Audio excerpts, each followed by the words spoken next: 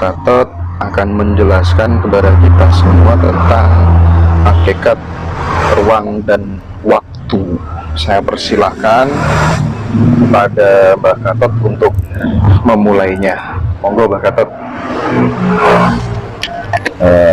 Ada satu yang penting yang belum disampaikan tadi tentang diperkirakan ya, dalam suasana di mana kita memasuki pada era yang disebut oleh para ahli itu bonus demografi itu. Ya, mungkin diperkirakan tahun 2005. Ini kalau kita bayangkan di mana jumlah manusia yang tinggal di muka bumi ini luar biasa banyaknya, mungkin melebihi kapasitas bumi sendiri, dan di situ taruhannya kepada kecerdasan dan kesehatan dari para orang dalam usia produktif.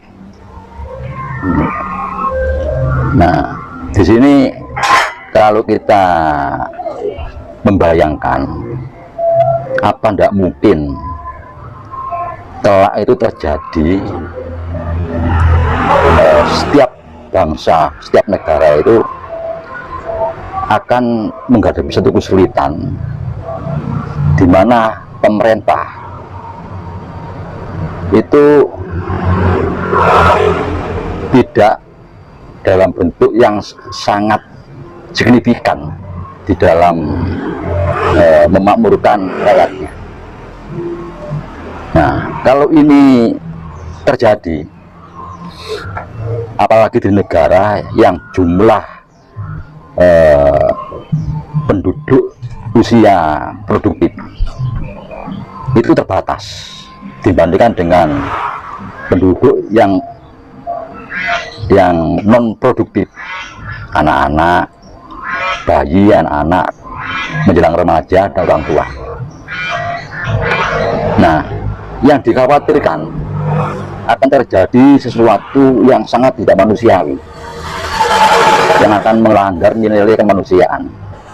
Nah, tidak, yang jadi beban dibunuh daripada menjadi beban pemerintah dan masyarakat secara umum. Itu dibunuh orang-orang tua yang sudah tidak produktif lagi, menjadi beban masyarakat, beban pemerintah, mungkin usia 65, 70, 80. Ini menjadi beban. Nah, disinilah mulai kita sudah tidak lagi memperhatikan tentang nilai-nilai kemanusiaan. Itu sangat dikhawatirkan. Ini harus kita bayangkan keadaan seperti itu terjadi. Orang gila, daripada jadi beban masyarakat, dia harus makan, dia harus berpakaian, dan dia harus berpendidikan, lebih dibunuh. Orang bodoh menjadi beban orang cerdas, dia tidak produktif, lebih dibunuh. Ini kalau ini terjadi, kita semacam makan buah si malakama, dibiarkan menjadi beban, dibunuh, berubahlah peradaban manusia kembali menjadi orang-orang yang buas. Ini yang dikhawatirkan. Kita tidak khawatir dengan perpecahan, dengan latar belakang apapun sekarang ini, karena kita sudah mulai sadar bahwa kita ini harus rukun. Pelan-pelan kita sadar kita harus bersatu. Tapi tentang suasana semacam yang digambarkan oleh para ahli tentang 2050 ini, itu bisa terjadi. Ini yang perlu dipahami dan harus dikhawatirkan. Nah, paling tidak kita di Indonesia ini, kita harus bagaimana, apa yang harus kita lakukan, maka agar kelak itu kita semua menjadi sehat dan cerdas dalam usia apapun, usia berapapun. Itu yang kita harapkan. Panjang umur, sehat dan cerdas, sehingga tidak menjadi beban orang lain. Ini yang kita ambil, jalan keluar yang kita ambil. Jalan keluar kita ambil ini sebaiknya.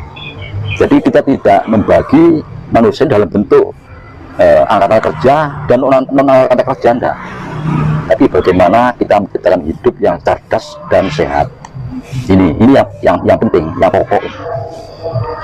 Nah, oleh karena itu kita coba kembali kepada paham kita masa lampau. Salah satu, kita harus memahami Dulur Papat Limo Pancar. Nah, di sini harus kita pahami secara tepat, bahwa kita hidup ini jelas raga kita ini dari 4 unsur alam: tanah, air, udara, dan panas. Dan kita hidup di muka bumi ini harus selalu mengingat itu.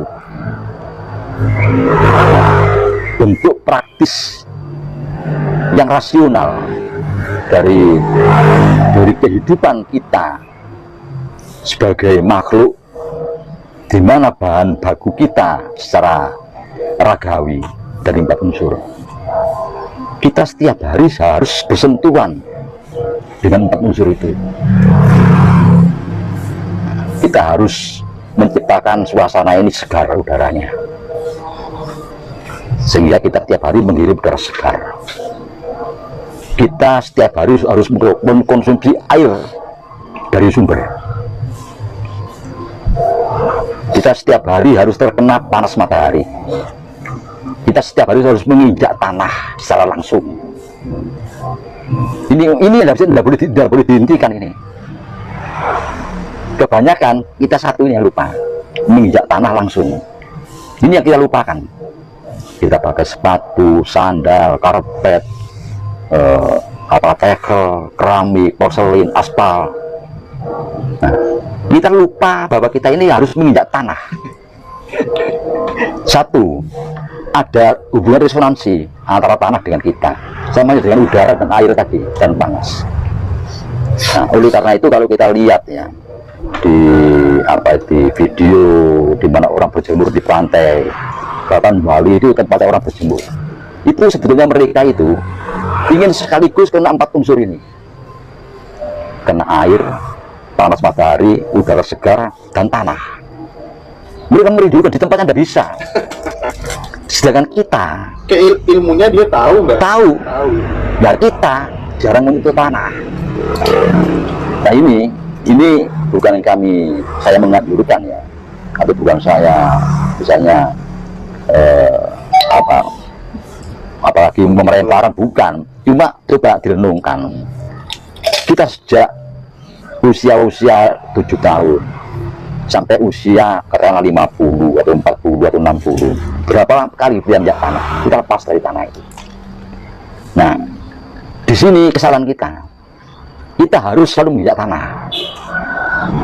Dan ingat, di dalam kita berolahraga misalnya, kita pakai baju ini sudah kimiawi, kita harus lepas. Ya, pakai training itu sudah kimiawi, kita harus pakai celana pendek, kita olahraga, langsung menginjak tanah. Jadi apa? Ini sudah peringatan dari para leluhur kita. Ini ngono Dulur Papat Limo Pancar, ojo ngerti tali, ojo ditinggalkan. Itu maksudnya itu. Kita tidak boleh lepas dari 4 unsur itu di dalam kesehariannya. Dan kalau kita lepas 1 unsur saja, tanah, lalu bagaimana kita mampu untuk bermeditasi, semedi, membus kepada yang kita harapkan. Sedangkan unsur kita sudah tidak jangkep. Jelas goyang kita akan menemui kesulitan, karena dalam keseharian kita menggulung 4 unsur ini sudah kurang, apalagi hidup di satu tempat yang polusi. Kita kurang, sudah kekuatan 4 unsur sudah menurun. Minum air kita dari sumber sudah menurun. Apalagi yang menginjak tanah. Ini bukan peringatan ya, saya dari orang tua mengingatkan aja. Jangan lupa setiap harinya 4 unsur harus disentuh. Minum air, injak tanah secara langsung. Iya, karena udara segar, panas matahari. Yang dilupakan tuh menginjak tanah. Ini pokok. Sebab apa? tanah ini betul satu unsur dari 4 unsur ini. Tapi tanah itu mengandung 3 unsur yang lain. Tanah ini mengandung 3 unsur yang lain, lengkap tanah ini, unsurnya lengkap. Belum lagi gravitasi bumi. Ini yang sangat penting, jangan meremehkan gravitasi bumi. Ini yang penting. Jadi kita menginjak tanah kena gravitasi. Nah, kita menyebut tanah ini ibu pertiwi. Artinya apa? Ibu pertiwi akan mensupport kita, mengambil racun dalam tubuh kita dengan gravitasi ini, dan diisi dengan tenaga yang sehat, tenaga yang dibutuhkan. Itu gerakan ibu pertiwi ini. Nah, kita bilang ibu pertiwi jangan diasosiasikan yang goib ya, bukan. Tanah ini tempat tumpah darah kita, di mana kita lahir itu menumpahkan darah di sini, itu akan aktif membantu kita dalam bentuk mensupport tenaga pada kita dan menarik kembali semua racun dalam diri kita. Untuk tanah ini penting sekali. Ini harus kita pahami sebagai pemahaman dasar keseharian. Kita harus tetap berhubungan langsung dengan 4 unsur ini. Itu kunci. Nah, kalau kita lalu berbicara manunggalika kula Gusti sakan paran, tapi dalam keseharian kita sudah lemah, sirkulasi 4 itu lemah pada diri kita. Nah, lantas unsur yang kedua, kita punya indera. Indera kita ini harus selalu kita fungsikan. Apa artinya? Kalau tidak memusnahkan itu sama dengan melamun. Nah, ini yang bahaya. Yang bahaya orang yang tidak memfungsikan inderanya. Misalnya kita naik sepeda motor di jalan, kita mestinya harus fokus kepada apa yang kita hadapi. Tapi kita melamun, itu namanya kita tidak dibarengi berupa 45 pancar. Ini mananya tidak bersamaan dengan 45 pancar, karena ini indera ini. Nah, oleh karena itu yang tadi saya sebutkan bahwa pituduh atau wisik ya, atau apa saja, ilham misalnya, tentang itu terjemahnya di situ, terjemahannya. Nah, terjemahan ini yang harus kita pahami dulu. Terjemahan berikutnya ini akan datang dengan sendirinya, bukan kita. Itu kehendak beliau sendiri. Tapi terjemahan awal ini yang harus kita pegang dan kita lakukan. Baru nanti terjemahan berikutnya akan muncul dengan sendirinya.